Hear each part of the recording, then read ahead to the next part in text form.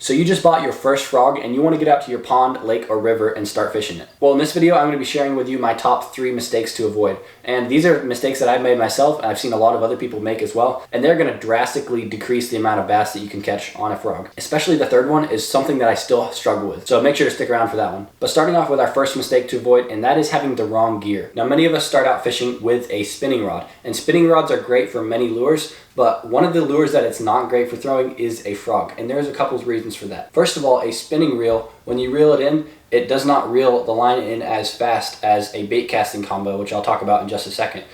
So it reels the line in slower, which may not be bad for some lures, but when you're fishing a frog, you want to be able to reel really fast to get him out of the grass and weeds and trees he's in.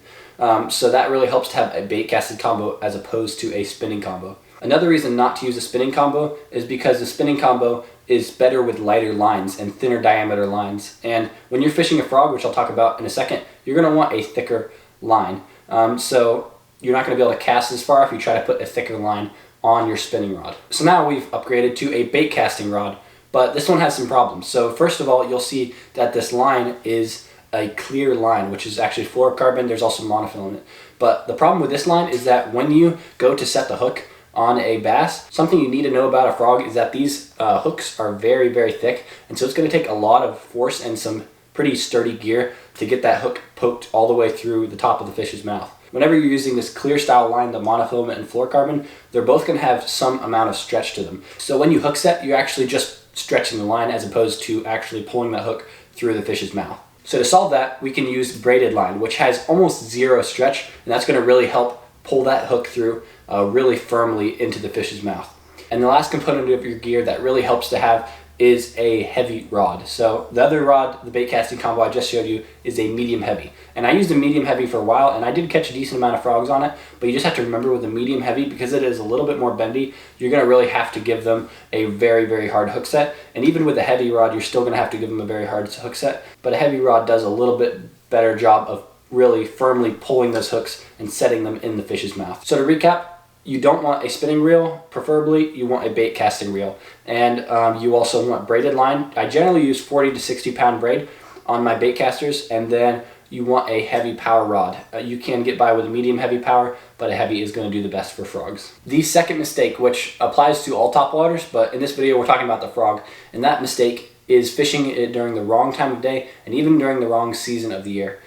So first of all, with the season of year, you are not going to be catching very many bass at all during the winter on a frog. Just because of the way the weather is and the bass get more lethargic, they're not willing to eat something like this as often. It is very rare that you can catch a bass on a frog during the winter. So later spring into the summer and early fall are going to be your best times to fish the frog, but just not any time of the day, especially in the heat of the summer. The fish also get lethargic during the summer because it's so hot, and they don't want to be eating something on the top of the water and using that much energy during the middle of the day. So what you're going to want to do is fish it when it's low light. So when the sun's just coming up at dawn is generally the best time of the day, but then also when it goes down in the evening, you also find that that is a great time to fish frogs and even other topwaters in general. So late spring, summer, and fall, generally fish the morning and evening, and that is going to be your best time to fish the frog.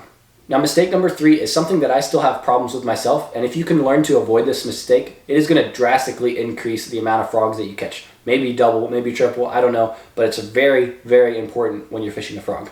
So when you cast that frog out there and you're popping it or you're twitching it back and you see a big old bass, maybe small bass, but a big bass come up and eat your lure, you want to reel down and set the hook right away. But that is not what you want to do at all. And I've done this so many times, and you get so excited when you see that big old splash, and you just really want to set the hook fast. So what you want to really do is wait till they eat it and turn down and start swimming down. Generally you wait 1 to 2 seconds, probably somewhere in there, but you want to wait. Don't just set the hook right away. Wait till they've turned their face down, and what that's going to do is once they've eaten it, once they turn their face down, if you set that hook up, it's going to really rip the frog right up there and really set those hooks in the fish's mouth. If they're still up here just grabbing it and you pull it, it might just rip it right out of the fish's mouth. And I still struggle with this myself. You just get so excited. Just make sure you give it that 1 to 2 seconds. If you've enjoyed this video and like this kind of content, make sure to subscribe, check out some of my other videos. And if you want to see what my tackle box looks like after 2 years of fishing,